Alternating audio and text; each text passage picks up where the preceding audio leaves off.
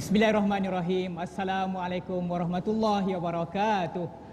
Alhamdulillah saudara penonton ya, seminggu kita bersua kembali. Tak lain tak bukan satu-satunya bicara wara terbaik di pentas penyiaran negara Malaysia, Forum Perdana Ehwal Islam. Pada malam ini bersiaran dari Sekolah Menengah Kebangsaan Taman Tasik Ampang. Forum pada malam ini dianjurkan oleh Ar-Rahnu Yapim, PIBG, SMK Taman Tasik Ampang dengan kerjasama JAKIM dan juga RTM. Saya nak tanya dulu, apa khabar penonton di Dewan ini? Apa khabar semua? Alah, lemah. Nak kata puasa bulan Ramadan bulan depan. Apa khabar semua? Suara adik yang belakang tu paling kuat. Tahniah adik. Baik. Terima kasih. Itu tadi saudara penonton, betapa ramainya, cerianya suasana di SMK Taman Tasik Ampang ini untuk melihat dengan lebih dekat lagi bicara wara pada malam ini. Baiklah, kita akan membicarakan satu topik yang cukup baik, yang mempunyai kepentingan dalam kehidupan kita, dalam apa je perkara yang kita buat sebagai khalifah Allah atas muka bumi ini. Kita tidak boleh berpisah dengannya. Inilah yang akan kita bincangkan, wasiat terakhir. Sebab betul, wasiat terakhir. Baiklah, kita tampilkan dua orang ahli panel. Di sebelah kiri saya yang berbahagia Ustaz Muhammad Kazim Elias, Pengetua Pusat Pendidikan Al-Barakah. Assalamualaikum Ustaz. Waalaikumsalam warahmatullahi wabarakatuh. Apa khabar Ustaz? Alhamdulillah. Macam mana perjalanan ke SMK Taman Tasik Ampang ni? Oh, sangat mendebarkan. Sangat mendebarkan? Dah buat wasiat ke belum? Ada buat dah. Dah ya? Itu benda kena buat selalu. Baik, terima kasih. Itu tadi Ustaz Muhammad Kazim Elias. Dan di sebelah hujung tak lain tak bukan yang cukup dikenali ramai, yang berhormat Datuk Dr. Masyitah binti Haji Ibrahim, Timbalan Menteri di Jabatan Perdana Menteri. Assalamualaikum Datuk. Assalamualaikum warahmatullahi wabarakatuh. Khabar? Alhamdulillah sihat. Mendebarkan juga ke Datuk? Mendebarkan jugalah sebab dapat melihat ramai orang pada malam ini hadir. Tahniah Datuk. Nak tanya juga, Datuk dah buat wasiat? Dah lama dah berwasiat. Ada masuk nama Rizal Ramli? Oh tak rasanya. Tak ada. Kata anak angkat. Baik, terima kasih yang berhormat Datuk saudara penonton. Kita akan berkongsi pelbagai informasi, maklumat berkaitan dengan tajuk wasiat terakhir bersempena dengan Majlis Tilawah Al-Quran peringkat antarabangsa yang berlangsung, yang akan berlangsung nanti. Tanpa membuang masa, saya ingin buka gelanggang bicara wara pada malam ini untuk saya minta Ustaz Kazim dah. Kita pernah dihabarkan di sekolah, di tempat kita belajar di IPT maupun untuk guru penceramah dan sebagainya telah menyatakan wasiat terakhir. Wasiat terakhir ini yang kita nak kupas pada malam ini, bagaimanakah Nabi Muhammad SAW dalam khutbah terakhirnya, khutbah Haji Wanda Ustaz meninggalkan wasiat tak lain tak bukan Al-Quran dan sunnahnya. Bagaimana Ustaz melihat wasiat yang disampaikan ini? Assalamualaikum warahmatullahi wabarakatuh. Assalamualaikum. Jadi Nabi SAW menyebutkan kepada kita dengan satu kata-kata yang semua orang ingat. Kata-kata ini, taraktu fikum amrain. Aku tinggalkan kepada kamu dua benda. In tamastaktum bihima, kalau kamu pegang kedua-dua benda ini, lan tadillu abada. Kamu tak akan sesat sampai bila-bila. Apa dia? Yang pertama kitabullah, yakni Al-Quranul Karim. Dan yang keduanya sunnah Nabi SAW, hadis Rasulullah SAW. Tuan-tuan yang dirahmati Allah, Nabi Muhammad tidak meninggalkan harta. Tidak meninggalkan harta bukan setakat kepada kita, tidak meninggalkan harta juga kepada anak-anak baginda, kepada isteri-isteri baginda. Yang Rasulullah tinggalkan dalam sejarahnya hanya selai jubah. Yang Rasulullah tinggalkan sebelum Rasulullah wafat hanyalah satu bekas tepung syair yang ditinggalkan di rumah Siti Aisyah radhiyallahu anha. Nabi tidak meninggalkan kepada kita kekayaan. Nabi tidak meninggalkan kepada kita harta benda yang melimpah ruah. Tetapi yang Nabi SAW tinggalkan kepada kita benda yang lebih berharga daripada harta. Benda yang lebih berharga daripada segala bendanya. Yang pertamanya ialah Al-Quranul Karim. Yang keduanya hadis Nabi SAW. Inilah dia tuan-tuan wasiat yang sangat istimewa, yang Nabi tinggalkan kepada kita manual kehidupan, supaya kehidupan kita jadi elok, supaya kehidupan di dunia kita ini menjadi aman, supaya diredai oleh Allah, dan lebih jauh daripada itu kehidupan kita di negeri akhirat ini. Sebab itu tuan-tuan, Allah Ta'ala menyebut di dalam surah Al-Insan, a'udzubillahi minasyaitonirrajim, inna hadainahus sabil imma syakiran wa imma kafura. Sesungguhnya kami tinggalkan kepada kamu dua jalan hidayah. Dua jalan hidayah kata Allah kami tinggalkan kepada kamu, kami berikan kepada kamu. Sama ada kamu nak menjadi manusia yang bersyukur atau menjadi manusia yang kufur kepada Allah. Apakah dua jalan hidayah yang ditinggalkan, yang diberikan oleh Allah kepada manusia? Yang pertamanya ialah hidayah akal. Kita boleh berfikir bagaimana kita nak menjadi lebih hebat. Kita boleh menggunakan akal bagaimana kita nak memakmurkan dunia. Sebab itulah tuan-tuan, kalau kita menggunakan akal, kita akan menjadi manusia yang cemerlang. Nabi Muhammad SAW diutuskan kepada kita, bukan datang nak mengajar kita bagaimana nak bawa kereta, bagaimana nak reka kapal selam dan sebagainya. Itu akal boleh aja. Itu akal boleh berfikir. Semakin lama kita berfikir, semakin hebat. Semakin lama kita menggunakan akal, banyak benda baru yang kita boleh buat. Yang pertama akal. Yang keduanya apa jalan hidayahnya? Jalan hidayah yang Allah beri kepada kita ialah Rasulullah sallallahu alaihi wasallam, dan daripada Rasulullah inilah lahirnya dua benda, wujudnya dua benda. Yang pertamanya Al-Quran, yang keduanya hadis Nabi sallallahu alaihi wasallam. Kalau kita nak jadi hebat di dunia, kita gunakan akal dengan sebaik-baiknya. Kalau kita nak menjadi manusia yang hebat di dunia dan di akhirat, dua benda ini juga yang kita kena pakai, Al-Quran dan hadis Nabi sallallahu alaihi wasallam. Dan inilah wasiat yang sangat istimewa yang sama-sama akan kita bincangkan perkara ini malam ini. Mudah-mudahan kita dapat membuka satu fahaman bahawa apa yang Nabi sallallahu alaihi wasallam tinggalkan kepada kita dan apa yang Allah berikan kepada kita adalah sebenarnya yang terbaik buat kita, Ustaz, insya-Allah. Baik, terima kasih Ustaz Mak Kazim. Ustaz, sebelum saya pergi pada YB Datuk, nak tanya Ustaz lah, sebab tadi sebelum saya naik pentas ni ada dekat FB semua tanya, Ustaz malam ni nak menyanyi juga ke? Malam ni insya-Allah kalau ada permintaan boleh. Ada ramai jadi permintaan. Cuma pitching takut lari je lah. Pitching tak apa, Datuk Macita boleh bantu nanti nyanyi sound. Baik, Datuk, kita pergi pada YB Datuk lah. Tadi dah dinyatakan Quran Sunnah. Sebelum tu saya nak tanya Datuk, orang apa? Jawa, Bugis, Banjar? Melayu asli. Melayu asli. Ustaz Kazim? Melayu asli. Melayu asli. Baik. Sebenarnya kenapa saya tanya? Ada signifikannya soalan saya. YB Datuk, kenapa Allah SWT mewahyukan Nabi Muhammad dengan mukjizat yang besar, Al-Quran, dalam bahasa Arab? Kenapa tak bahasa Melayu asli, bahasa Jawa, bahasa apa lagi, Banjar dan sebagainya? Kenapa bahasa Arab tu? Sedangkan kita pelbagai bangsa, pelbagai budaya, agama, tapi bahasa Arab dipilih. Bagaimana Datuk melihat perkara ini? Bismillahirrahmanirrahim. Assalamualaikum warahmatullahi wabarakatuh. Malam ini kita nak membincangkan tentang Al-Quran, dan saya tertarik soalan ini cukup hebat, Rizalia. Kenapa Al-Quran itu diturunkan dalam bahasa Arab? Dan Allah Subhanahu Wa Taala menyatakan di dalam Al-Quran bahawa memang sengaja aku turunkan dalam bahasa Arab. Inna ja'alnahu Qur'anan Arabiyya.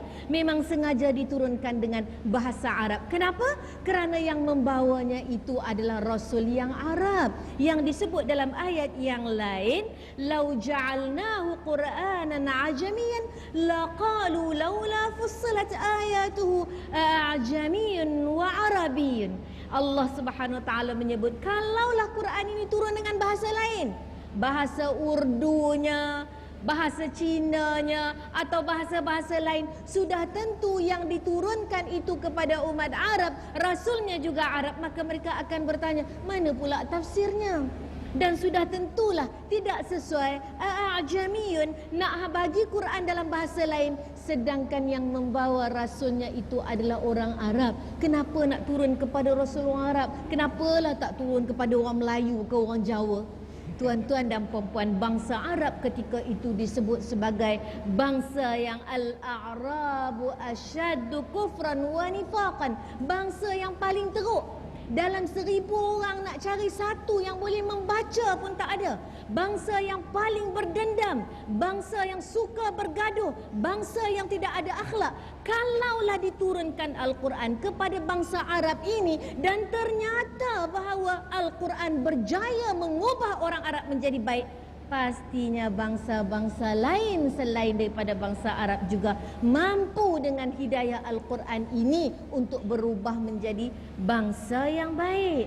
Dan juga kita tengok, kalau kitab Taurat, kitab Injil diturun dengan bahasa Ibrani, Ibrani hari ini dah pupus. Kita nak mencari satu salinan daripada perjanjian lama pun tak ada dalam bahasa asal. Tetapi bahasa Arab ini adalah bahasa yang kekal beratus tahun. Bahkan disebut di dalam satu hadis bahawa ia merupakan bahasa syurga yang ketika diturunkan Adam dan juga Hawa ke bumi ini telah pun bercakap dengan bahasa Arab. Yang disebut dalam ayat yang lain, Qur'anan Arabiyyan ghaira zi'awaj. Bahasa Arab ini, Quran ini turun bahasa Arab, tidak ada bengkang bengkok, mudah saja bahasa dia. Sebab itu dihafal. Sebab itu ulama-ulama yang menjadi pejuang kepada Al-Quran dan hadis ini tidak semestinya daripada orang Arab. Kita tengok Imam Bukhari daripada Bukhara, Imam Abu Hanifah, Imam Atha daripada orang Habsyi, Imam Sibawai yang juga merupakan seorang yang hebat dalam bidang nahwu, merupakan seorang yang datang daripada Parsi. Bahkan yang menulis Kamus Marbawi itu hebat tak kalau sebenarnya orang Melayu datang daripada negeri Kedah, dari Merebuk tu Rizal Al-Marbawi. Jadi tak heranlah kita ya kalau malam ni Ustaz Kazim janji nak nyanyi, kalau bahasa Arab ni kita dengar dia lunak sebab ada makhrajnya daripada tekak, ada dari hidung, ada pada bibir, ada idghamnya dan sebagainya. Bahasanya sangat sedap didengar, kosakatanya sangat banyak, vocabulary-nya sangat hebat. Sebab itu bahasa ini bahasa yang dipilih kerana Al-Quran nak menjadi mukjizat sepanjang zaman sampai akhir zaman. Dia kena pilih dengan bahasa yang hebat. Malam ini kalau penceramah datang, seorang cakap bahasa Inggeris, seorang cakap bahasa Perak pun jadilah lorat Perak aja. Ya, yang seorang lorat Sabah ke Sarawak ke, pastinya pendengar dah tak faham. Apalagilah Al-Quran ini turun kepada orang atau bangsa Arab, mestilah dengan bahasa Arab yang akhirnya sampai hari ini ternyata bahasa yang cukup hebat. Baik, terima kasih. Dan bahasa Arab bukan bahasa antarabangsa, Datuk, ya, yang telah diterima di peringkat PBB sendiri. Baik, saudara penonton, kita jelas bahawa kehebatan Al-Quran menandingi segala-galanya. Kerana firman Allah SWT dalam surah Al-Isra ayat 88 bermaksud, katakanlah sesungguhnya jika manusia dan jin berkumpul untuk mengumpulkan Al-Quran, nescaya mereka tidak akan dapat membuat yang serupa dengan ia, sekalipun sebahagian mereka menjadi pembantu bagi sebahagian yang lain. Kita rehat seketika, jumpa selepas ini.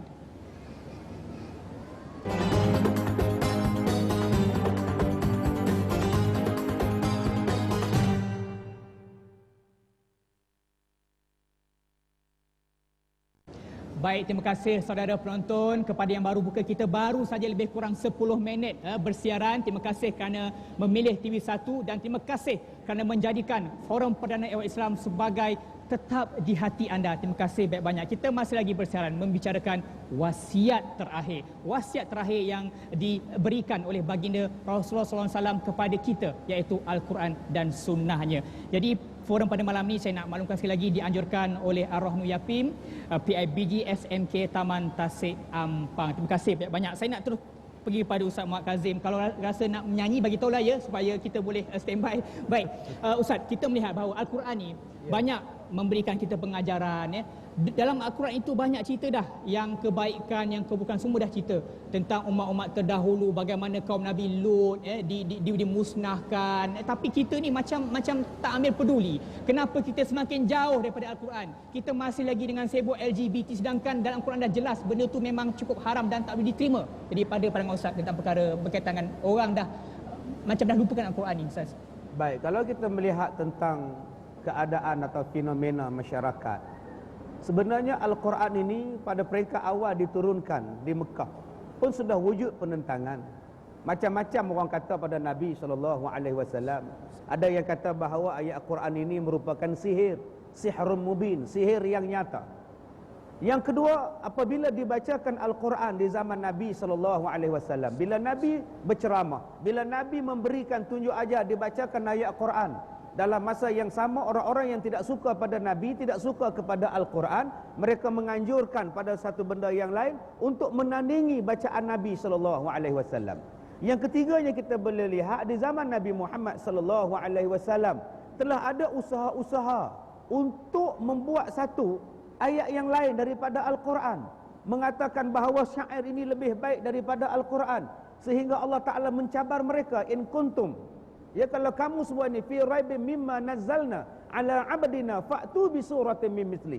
Sehingga Allah mencabar mereka. Kalau kamu mengatakan bahawa Al-Quran ini adalah buatan daripada Nabi Muhammad sallallahu alaihi wasallam, Allah cabar mereka. Kamu buatkan, datangkan satu surah, satu ayat yang serupa dengan Al-Quran. Kalau kamu orang yang betul. Sampai Nabi kata minta bantuan daripada orang-orang yang hebat di kalangan kamu. Bermakna tuan-tuan, daripada zaman Nabi Muhammad setelah wujud kerosakan-kerosakan seperti itu, maknanya tidak hairan kerosakan seperti itu akan berlangsung pada hari ini. Akan wujudnya golongan yang mengatakan bahawa Al-Quran tidak boleh pakai. Al-Quran hanya pakai sesuai di zaman Rasulullah. Akan wujudnya golongan yang mengatakan apa ini Quran? Quran ini cerita untuk apa? Nak maju apa? Dalam Quran tidak ada cerita tentang lebuh raya. Dalam Quran tidak ada cerita tentang kemajuan. Akhirnya satu pihak lagi beranggapan bahawa Al-Quran tidak memajukan. Yang ketiganya kita lihat bahawa di zaman dulu orang menentang Islam, menentang Al-Quran dengan diwujudkan satu keadaan yang lebih menyeronokkan. Maka begitulah juga yang berlaku pada hari ini. Bila sebut tentang Al-Quran, mereka kata tidak seronok. Maka akan diwujudkan macam-macam benda untuk menyeronokkan manusia supaya lalai dan lari daripada Quran. Maka sebab itu tuan-tuan, kita kena ingat.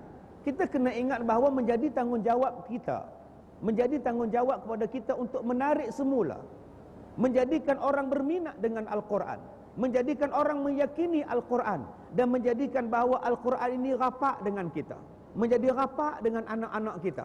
Jangan sampai apabila benda yang terang-terang telah haram oleh Allah di dalam Al-Quran diharamkan, hari ini manusia terang-terang berani mencabarnya. Di antara yang terbarunya ialah LGBT ini.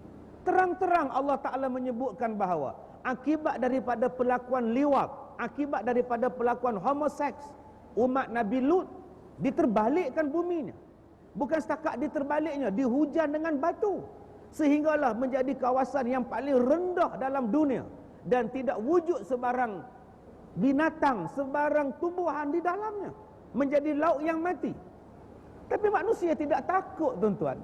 Hari ini kita terkejut apabila melihat ada orang Islam yang membuka laman Facebook untuk mencari orang gay. Dalam tempoh setengah jam beratus orang mendaftarkan dia. Sedangkan mereka telah mendengar bahawa akibat daripada liwat, akibat daripada seks songsang boleh mendatangkan kemurkaan yang maha hebat daripada Allah. Sehinggalah dalam riwayat menyebutkan bahawa ketika umat Nabi Lut nak dihancurkan buminya, buminya itu diangkat sampailah awan yang berkokok di bumi, malaikat di langit boleh dengar. Bayangkan tuan-tuan, kemudian dihempaskan bumi itu. Sangat menakutkan tuan-tuan. Begitulah apabila manusia sekadar membaca Al-Quran tetapi tidak mengamalkan dia. Rubbama ayuqra'ul Quran wa yal Quranu yal'inuh. Banyak orang baca Quran tetapi Al-Quran melaknat kepada dia. Kerana apa? Sekadar membaca tetapi tidak menjadi inzar, menjadi peringatan kepada kita. Tuan-tuan yang dirahmati Allah, ingat ni lagu-lagu Wing ni ustaz ni. Lagu Wing kan? Mulia di balas syurga, dosakan sengsara, itu hukum karma. Nak tarik tak boleh. Tuan-tuan nampak tu, mulia di balas syurga, dosakan sengsara. Benda ini disebut sebagai nazir, bashir. Nazirun wa bashirun. Dalam Quran sebut, kalau kamu buat jahat, ini balasan dia. Kalau kamu buat baik, ini balasan dia. Tuan-tuan, ingatlah, setiap satu benda jahat yang kita buat, lambat laun Allah akan turunkan balak pada kita. Setiap satu benda baik yang kita buat, lambat laun Allah turunkan rahmat kepada kita. Marilah kita berpegang kepada Al-Quran. Mudah-mudahan selamat di dunia dan di akhirat. Baik, terima kasih Ustaz Datuk, saya nak panjangkan terus bicara ni. Jadi Dok kata tadi berbagai-bagai benda yang tak nak ikut dengan Al-Quran semua Dok petikai. Bagaimana resepi yang terbaik untuk kita jadikan Al-Quran ni Datuk perlembagaan hidup kita? Ya, kita ada perlembagaan itu untuk kehidupan muamalat kita dalam mentadbir dunia ini. Jadi janji kita dengan Allah bagaimana Datuk? Kalau kita di parlimen ni kita memang ada buku perlembagaan ya Rizal. Tapi dalam hidup pun kita kena ada perlembagaan. Bagaimana nak jadikan Al-Quran ni sebagai panduan. Kalau di parlimen tu perlembagaan itulah memandu kita apa yang kita nak bercakap, bagaimana kita nak beretika. Maka dalam kehidupan manusia Al-Quran itulah yang menjadi perlembagaan. Tetapi sayangnya Nabi SAW pernah merintih di dalam Al-Quran. Inna qaumi ittakhadhu hadzal Qur'ana mahjura. Bahawa kaum aku besok tak akan jadikan Quran ini sebagai perlembagaan, tetapi mereka jadikan Al-Quran ini sebagai Panadol. Bila sakit baru cari Al-Quran, bila mati baru cari Al-Quran. Ketika tu budak-budak tahfiz laku lah bebenarnya nak baca Al-Quran sampai habis. Tahfiz ustaz pun laku. Carilah kaset-kaset dan CD bila ada kematian. Dan bila kita nak ambil barakah, kononnya nak mulakan majlis, kita carilah qari'-qari'ah buka majlis baca Quran saja. Lepas daripada tu majlis tu ikut perlembagaan Quran ke tidak ke, kita tak peduli. Yang penting masa buka saja. Al-Quran juga nak jadi tangkal dalam kehidupan. Sebab itu ada sekecil-kecil Al-Quran gantung dalam kereta. Quran kecil ni nak buat apa ni Ustaz Rizal? Baca pun tak nampak. Tapi dia buat berkat, beli dekat Mekah tu. Made in China, gantung dalam kereta. Kalau nak accident pun dia kata tak jadi. Buat azimat. Sebab itu tulis besar-besar ayat 1000 dinar gantung di dinding. Supaya laku kalau berniaga. Supaya rezeki jadi bertambah. Ya, begitu juga bila anak-anak masuk periksa. Sibuklah kita cari orang masjid untuk baca Yasin. Maka ketika tu kita teringatlah pada Al-Quran. Begitu juga kalau suami tambah cawangan. Kita cari macam mana ayat Quran nak pengikat kasih balik ini. Itu dia yang kita gunakan Al-Quran dalam kehidupan kita. Ya, dah lebih teruk lagi yang malas nak baca Al-Quran, tak pernah buka Al-Quran, tak nak kaji Al-Quran, beli sajalah air yang orang dah jampi Quran. Beli ajalah buah kismis yang dah orang lain baca Al-Quran. Kita tak payah baca. Apa orang baca, itulah kita makan. Kita makan, kita jadilah orang Islam yang baik. Ini yang menyebabkan Nabi kata kita dah tinggal Al-Quran. Sedangkan Al-Quran itu sebagai satu sistem manhaj kehidupan kita. Yang pertamanya nak jadi hidayah dalam kehidupan kita. Yang keduanya bagaimana nak membentuk pribadi kita. Al-Quran mengajar kita macam mana sikap kita sesama Islam. Apa yang kita nak buat? Boleh ke nak caci maki? Boleh ke nak tuduh orang ni sembarangan? Boleh ke nak memfitnah orang lain? Al-Quran juga mengajar kita sebagai perlembagaan hidup bagaimana sikap kita dengan harta. Jangan takut nak belanja, sebab ini bukan harta kamu. Harta ini Allah pinjamkan kepada kamu saja. Kena belanja.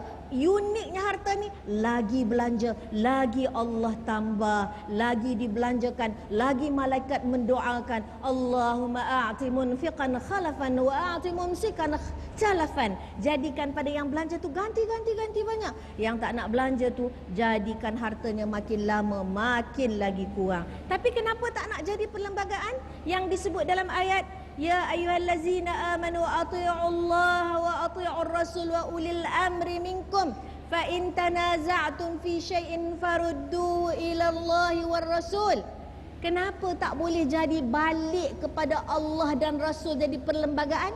Sebab kita tidak jujur dalam kita benar-benar menjadikan Al-Quran ini sebagai satu panduan hidup kita. Saya tertarik tadi bila Ustaz Kazim sebut buat amalan yang baik yang dalam Al-Quran disebut wa idza qila lahum la tufsidu fil ard qalu innama nahnu muslihun. Bila dikatakan pada kamu, kamu ni buat kerja tak betul ni, yang mana yang Tuhan haram kamu halalkan, dan sebaliknya. Mereka menjawab, kami buat yang elok ni, kami buat amal yang baik. Jadi nak kena kenal, Quranlah yang mengajar kita memisahkan apa yang soleh, apa yang fasid, apa yang mungkar, apa yang ma'ruf, supaya kita tahu mana yang baik dan mana yang buruk dalam kehidupan. Baik, terima kasih Datuk tu tadi. Datuk tak nak menyanyi pula ke? Saya bagi Ustaz dah jalan nyanyi. Ustaz Kazim tadi Ustaz nyanyi lagu Wing kan? Ya. Wing tadi bawa dia SMS saya, dia kata dia tertarik lah. Boleh join grup. InsyaAllah boleh. Boleh. Jadi saudara penonton, itu tadi perbincangan kita. Cukup hebat Al-Quran itu yang patut dijadikan panduan dalam hidup kita, yang kita patut jadikan perlembagaan. Kerana daripada Ibnu Umar radhiyallahu anhu berkata, Rasulullah SAW telah bersabda, hati manusia akan berkarat seperti besi yang dikaratkan oleh air. Apakah cara untuk menjadikan hati bersinar semula? Katanya, dengan banyak mengingati mati dan membaca Al-Quran. Jumpa lagi seketika nanti.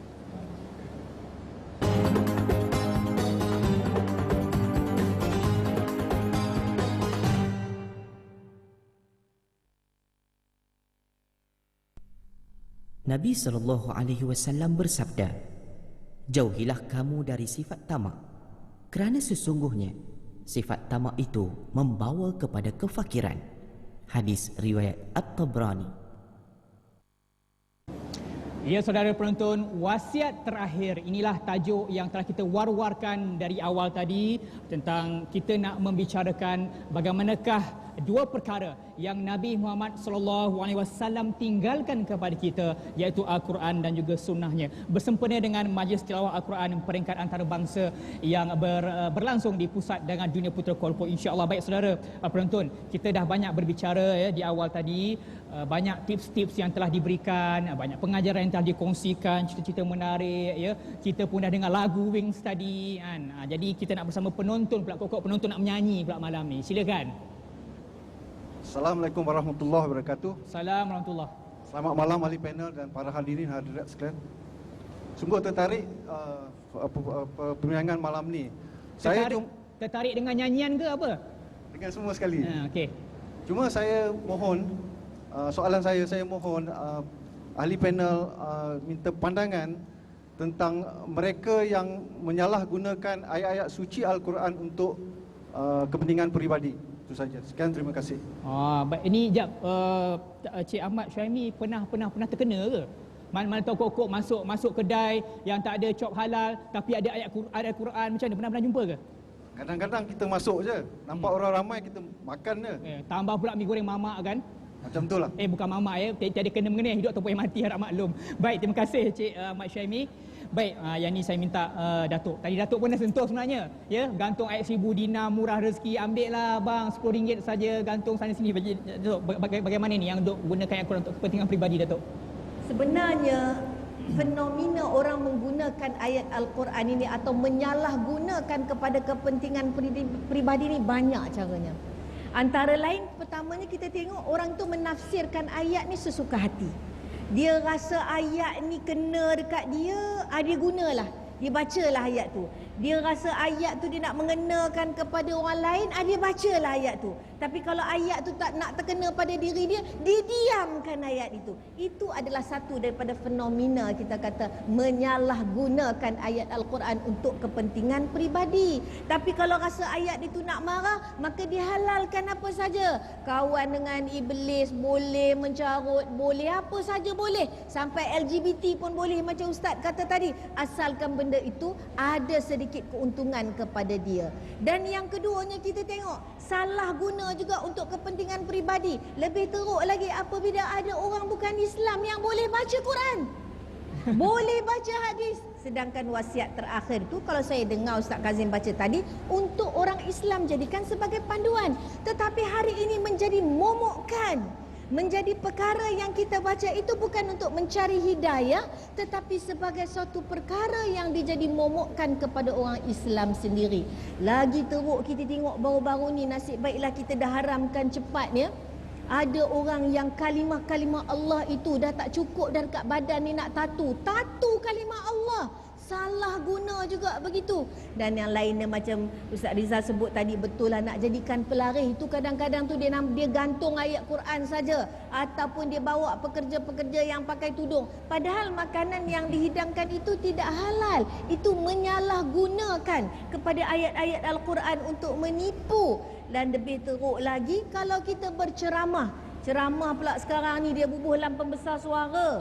Nak dengar ke orang tak nak dengar, kita paksa orang dengar. Kita ceramah kalau ajak benda baik tak apa, tapi kita menggalakkan orang kepada permusuhan. Ya? Sesama Islam kita suruh bergaduh, bukan kita nak ajak bersatu. Sekejap kata kawan dengan orang bukan Islam tak boleh, dah datangkan untung kita sendiri, dah dibolehkan pula. Halal dan haram itu mengikut kepada keuntungan peribadi kita. Ini sebenarnya cukup jelas menyalahgunakan Quran itu sendiri, Rizal. Baik Datuk, sikit je lah.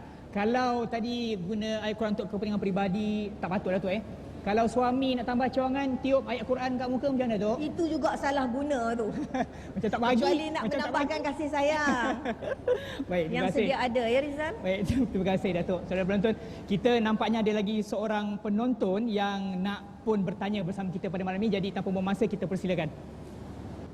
Terima kasih Tuan Pengurusi Majlis. Assalamualaikum warahmatullahi wabarakatuh. Assalamualaikum. Ahli panel yang dihormati, terdapat segelintir masyarakat kita pada hari ini yang menjadikan Al-Quran hanya sebagai hiasan sahaja dan mengamalkannya pada waktu-waktu yang bermusim. Mohon penjelasan daripada ahli panel. Sekian, wassalamualaikum warahmatullahi wabarakatuh. Salam. Sekejap puan, cepat-cepat nak habis ya. Agak-agaknya kat rumah puan ada berapa ayat Ibu Dina, ayat 4 kul, ada berapa frame agaknya? Saya tak ada frame Al-Quran kat rumah, insyaAllah.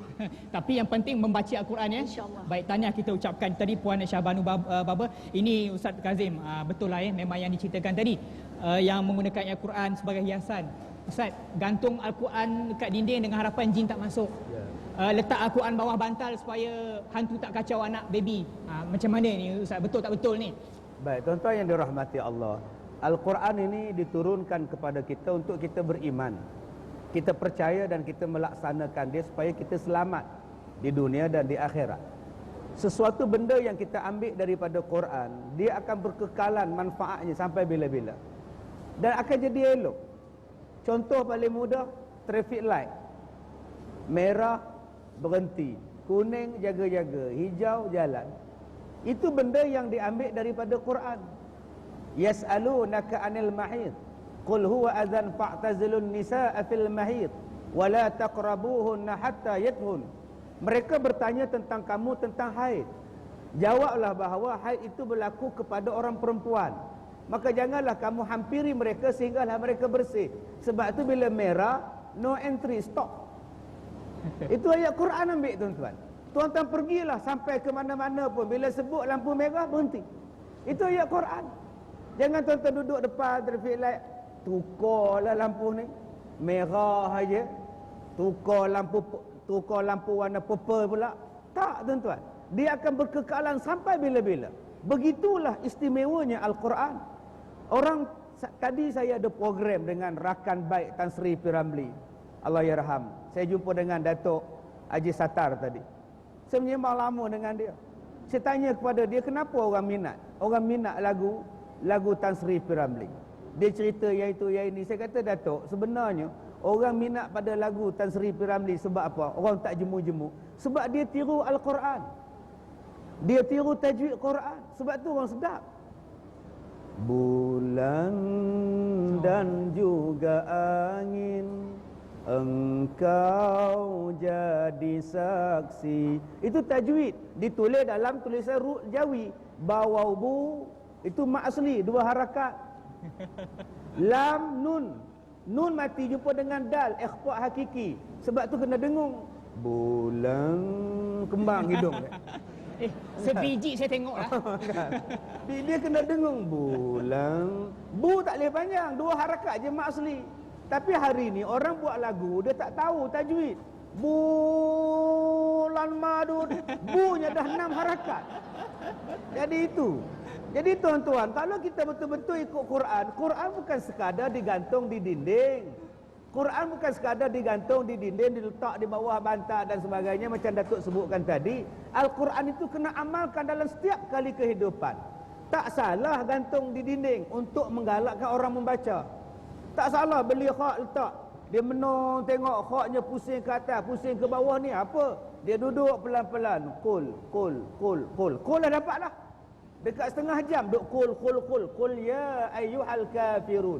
Maknanya dia menggalakkan orang untuk membaca.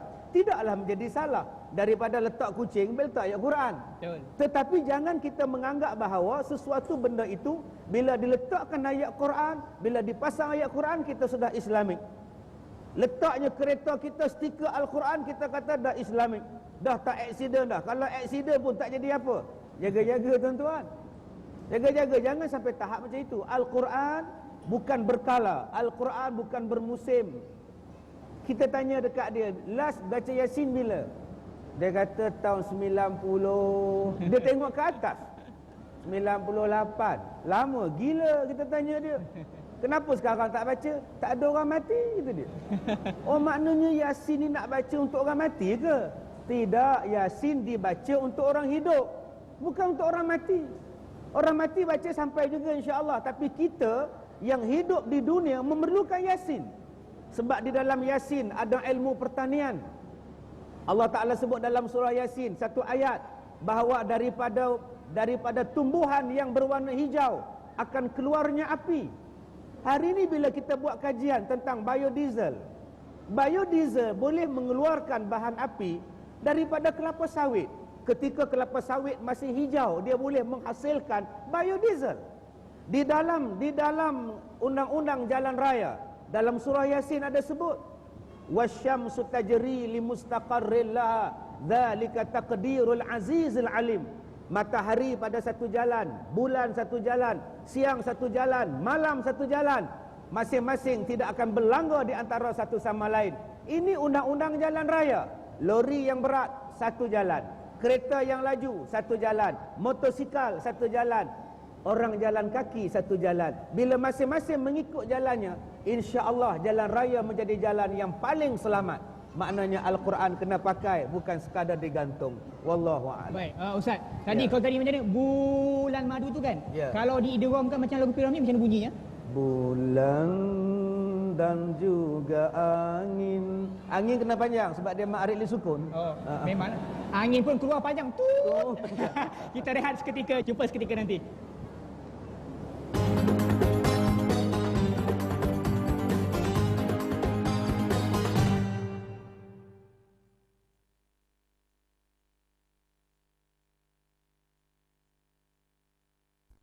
Baiklah saudara penonton, terima kasih kerana tetap terus setia bersama TV1 Bicara Warna Terbaik Forum Perdana Ehwal Islam. Kita membincangkan satu topik yang sangat penting berkaitan dengan kehidupan harian kita. Tak lain tak bukan, kita tidak boleh terpisah dengan wasiat yang telah diberikan oleh junjungan besar Nabi Muhammad SAW yang saya nak war-warkan sekali lagi, Al-Quran dan sunnahnya. Pada perbincangan ini, saya sebenarnya saudara penonton amat tertarik dengan satu keratan akhbar yang pada pandangan saya begitu mengejutkan. Saya ingin membawakan penonton untuk melihat keratan akhbar yang dikeluarkan oleh harian Metro, saudara penonton. Jika dapat kita lihat di sini. Inilah yang dikatakan akhbar harian Metro 30 April 2012. Tak tahu mengucap, ya. Malah ada yang menegaskan ibu bapa pelajar, ya, mereka melihat bahawa ada di kalangan ibu bapa yang tak solat. Ini kajian yang dibuat oleh JAKIM, kerana saya nak mengambil masa untuk berkongsi dengan penonton. Pelajar dalam kelas tidak mempunyai pengetahuan agama, termasuk ada yang tidak tahu mengucap 2 kalimah syahadat. Dan kajian yang dibuat pada tahun 1995 ini menjelaskan bahawa sebanyak 1,616 gagal mengucap, manakala 1,553 gagal dalam aspek rukun Islam dan 1,901 gagal dalam aspek rukun iman. Datuk, ini realiti yang berlaku. Kajian yang dibuat. Jadi tahun 1995, sekarang ini dah 2012, pastinya mereka dah besar. Mungkin sudah ada anak, pinak dan sebagainya. Jadi kalau tak tahu mengucap, bagaimana nak solat? Macam mana jauh sekali nak mengaji Al-Quran? Jadi Datuk, bagaimana? Apa yang kita nak buat? Mesti ada sesuatu yang perlu kita atasi perkara ini, Datuk. Silakan. Bahagia Ustaz Rizal, amat ironis dan amat mendukacitakan apabila seorang anak yang dilahirkan sebagai Islam ini adalah Islam dia tu Islam warisan, bukan Islam pilihan.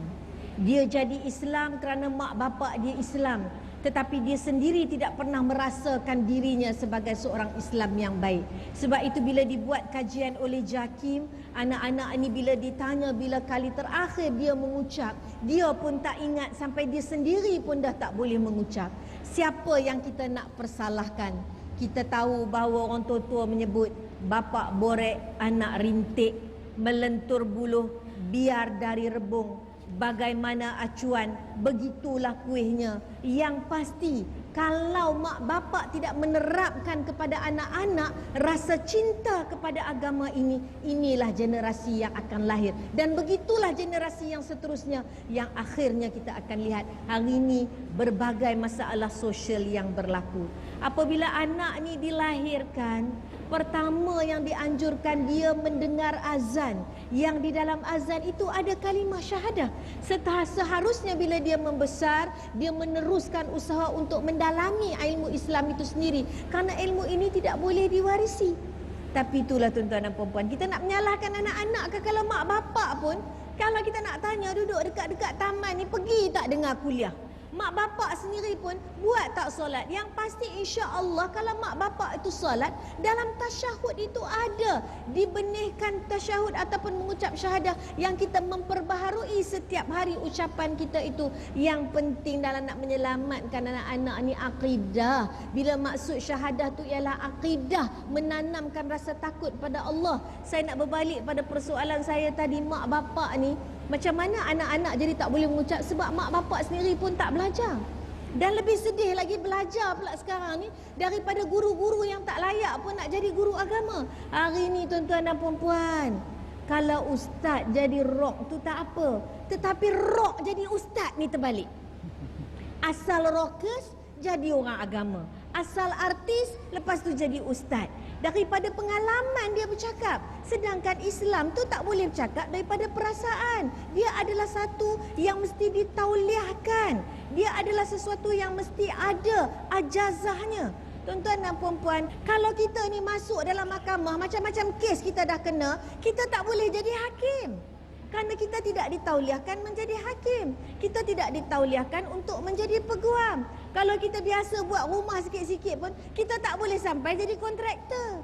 Kerana kita tidak ada ilmu kontraktor walaupun kita biasa buat sikit-sikit binaan. Kalau kita takat pergi masjid saja, kita tak boleh. Kalau nak menyampaikan kata orang daripada ilmu agama yang sebenarnya, kena carilah yang ada tauliahnya. Ini masalah dalam masyarakat kita hari ini. Bila siapa sahaja boleh bercakap tentang agama, siapa sahaja boleh menjadi orang yang ada pentaulihannya, maka rosaklah kerana agama ni akhirnya tidak sampai kepada apa yang sebenarnya kita maksudkan. Inilah kita tengok macam-macam anak-anak kita ni jadi. Dan hari ini lebih teruk lagi, nak jadi apa anak-anak tak mengucap pun tak jadi masalah. Dia kata kalau mak saya mati pun tak jadi masalah. Berbagai agensi ada yang menawarkan khidmat-khidmat untuk solat hajat ke, khidmat-khidmat untuk baca Quran ke, tak ada masalah. Semuanya sudah boleh dipakejkan kepada agensi-agensi. Mak pak pun tak payah susah hati. Esok anak kirim pahala online sajalah ustaz. Sebab semuanya dah pakai pas untuk orang kata kepada agensi-agensi tertentu sahaja. Jadi ini yang kita rasa sedih. Sedangkan Al-Quran itu kalau kita tengok, ditanam akidahnya pada orang-orang Arab. Bagaimana hebatnya Yasir, bagaimana hebatnya Ammar, bagaimana hebatnya Sumayyah, bagaimana hebatnya Bilal, bagaimana hebatnya Suhaib, bagaimana hebatnya Khabbab. Semuanya ini adalah kerana akidah yang ditanamkan dalam diri anak-anak ini, yang akhirnya menjadi manusia yang sangat hebat. Tetapi kalau anak-anak sampai tidak tahu mengucap, kita pasti akan melihat kepincangan yang berlaku dalam masyarakat kita. Wallahu a'lam. Terima kasih Datuk. Itu tadi penjelasan. Jadi Ustaz Kazim boleh teruskan. Sebenarnya Datuk dah sentuh dari peranan ibu bapa. Ya, ini anak-anak yang dah lahir. Jadi mungkin Ustaz boleh bagi nasihat bahawa pendidikan sewajarnya bermula ketika anak mungkin dalam kandungan lagi sudah didedahkan dengan Al-Quran. Bagaimana pandangan Ustaz? Ya, kalau kita lihat tentang pendidikan, Nabi SAW menyebut talabul ilm minal mahdi ilal lahdi. Tuntutlah ilmu daripada dalam buaian sehinggalah di dalam liang lahat. Sebab itu orang-orang dulu, orang-orang tua-tua dulu, dia mendidik anak dia dalam buaian dengan dodoi. Nama dia dodoi, bukan dodol. Dodol tu raya, itu bulan depan. Ini dodoi. Orang dulu dengan akidah dia, masa anak dalam buaian, dia didik mengikut kesesuaian budak tu. Dia tak mengajar sifat 20 pada budak umur 2 bulan dalam buai. Jangan duk ajar sifat 20 pula. Ada pun sifat kamalat menong budak tu. Masa itu dia dua-dua mengikut keadaan dia. La ilaha illallah, la ilaha illallah, la ilaha illallah, Muhammadur Rasulullah. Budak ni dah biasa dengar. Bila dengar suara mak dia dengan lagu itu, dengan ayat-ayat itu, tidur budak tu. Tapi sekarang bila budak-budak dah didodoikan dengan lagu yang bukan akidah daripada awal, polis tembak tarak kena. Udah lagu lain mulanya. Polis tembak tarak kena, polis tembak tarak kena. Bangun budak tu. Oh, kata budak tu. Maka bila dia besar nanti, oh jugalah dia. Ini akidah mengikut budak, akidah mengikut umur. Bila dia sampai umur 4 tahun, 5 tahun, kita mengajar akidah kepada anak-anak kita mengikut kesesuaian dia. Anak tanya, "Mama buat apa mama?" "Mama nak solat, mama nak solat Zuhur." "Solat tu apa mama?" "Kenapa solat?" "Solat ni semayang. Kita kena sembah Allah." "Kenapa semayang mama?" "Allah suruh. Kalau kita tak semayang nanti Allah marah." Itu peringkat kecil. Peringkat kecil macam itu. Begitulah dengan Al-Quran. Kita didik Al-Quran daripada kecil pada anak-anak mengikut kesesuaian dia. Sekarang kita dah ada dah. Iqra, qiraati. Dulu susah nak sebut Quran. Alif dati alif bawah i alif dapan u a i u ba dua di atas ban ba dua bawah bin ba dua dapan bun ban bin bun lambat. Sekarang tak payah heja. Ba cepat. Jangan terlalu cepat. Ba ta. Masuk buku 3 babai tu. Sebab tak boleh pergi. Sebab itu tuan-tuan, kita mendidik anak-anak kita dengan Al-Quran ataupun dengan akidah mengikut kesesuaian umur mereka. Mudah-mudahan dia boleh menerima konsep yang terbaik itu, insya-Allah. Baik, terima kasih Ustaz Kazim. Datuk, dalam seminit 2 ini saya nak minta Datuk buat rumusan wasiat terakhir yang kita bincangkan pada malam ini bersempena dengan Majlis Tilawah Al-Quran peringkat antarabangsa, Datuk, supaya apa yang kita bincangkan pada malam ini dapat diambil iktibar oleh mereka yang menonton. Datuk, silakan supaya rumusan. Ketika berlaku September 11 ataupun peristiwa September yang cukup 9 September yang cukup mengkagumkan seluruh dunia, bagaimana bergegarnya dunia ini, Al-Quran telah menjadi satu kitab yang sangat laris dijual. Ini adalah kerana orang barat membeli Al-Quran ini supaya mereka dapat belajar ketika membaca Al-Quran ini. Maknanya mereka membaca Al-Quran ini untuk belajar apa yang ada di dalam Al-Quran. Peringkat inilah yang sebenarnya dianjurkan dalam wasiat terakhir Rasulullah sallallahu alaihi wasallam. Tetapi umat Islam ni masih jauh lagi kerana kita baru belajar membaca. Baru nak belajar baca, baru nak mengeja macam Ustaz Kazim sebut tadi, tapi tak belum lagi ekstrak atau keluarkan apa panduan-panduan daripada Al-Quran. Kalaulah wasiat mak bapak kita ketika mereka meninggal dunia menjadi satu perkara yang sangat penting kepada kita untuk kita tunaikan. Ini kerana wasiat sebelum mak mati, wasiat sebelum ayah meninggal, apalagilah kalau wasiat Rasulullah sallallahu alaihi wasallam, perkara yang tak boleh kita ambil mudah, kita ambil enteng, tetapi perlu dilaksanakan. Kita ambillah kesempatan majlis tilawah Al-Quran ini, kita sama-sama pergi dengar pun kita dah dapat pahala. Kita dapat juga mengingatkan kita kepada ayat Al-Quran. Kita bawa Al-Quran untuk kita tengok. Kalau kita tak faham bahasa Arab, kita boleh lihat kepada terjemahan ataupun tafsirannya. Dan insya-Allah selepas itu kita dapat menghayati dan menjiwai untuk diamalkan Al-Quran ini dalam kehidupan harian. Terima kasih Datuk, saudara penonton. Demikianlah tadi perbincangan kita yang banyak memberikan pelbagai input yang terbaik untuk santapan minda dan juga rohani kita. Bukan sekadar kita mendengar, tetapi kita harus terjemahkan dalam kehidupan kita, dalam tindak tanduk seharian kita. Mudah-mudahan apa yang kita bincangkan pada malam ini, saudara penonton, ibu-ibu bapa-bapa, tidaklah sekadar mencurahkan air ke daun keladi saja. Ambillah iktibarnya. Bagi pihak, terima kasih kita ucapkan kepada yang berbahagia Ustaz Kazim Ilyas, juga yang berhormat Datuk Dr. Masyidah Ibrahim di atas perkongsian ilmu dan juga maklumat kepada kita semua pada malam ini. Terima kasih juga kepada pihak penganjur Ar-Rahnu Yapim, PIBG SMK Taman Tasik Ampang dan penonton setia kami yang tak berganjak daripada awal sehinggalah ke akhir rancangan ini. Kita ucapkan selamat kita bersama-sama mengikuti Majlis Tilawah Al-Quran peringkat antarabangsa. Mudah-mudahan Al-Quran tetap di hati kita walau di mana jua kita berada. Sekian. Wassalamualaikum warahmatullahi wabarakatuh.